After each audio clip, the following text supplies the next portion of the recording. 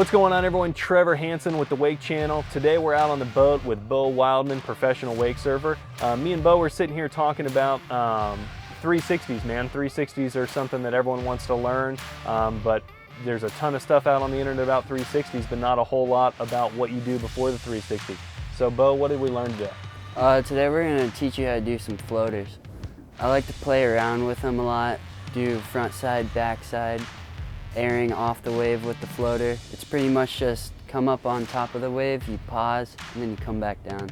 Yeah, those are super sick. Like when you were doing those floaters, I could totally see how from a coach's perspective, like getting up on top of the wave, learning how to turn your hips one direction and then come back down the wave. That's super important to being able to progress as a surfer.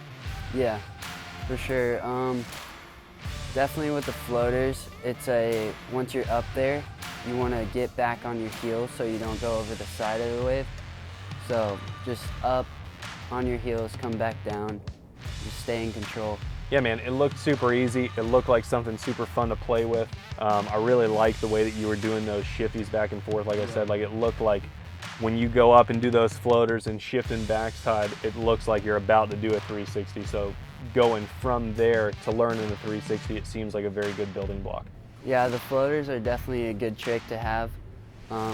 Getting more control on the board for 360s, evolving up to like a new level.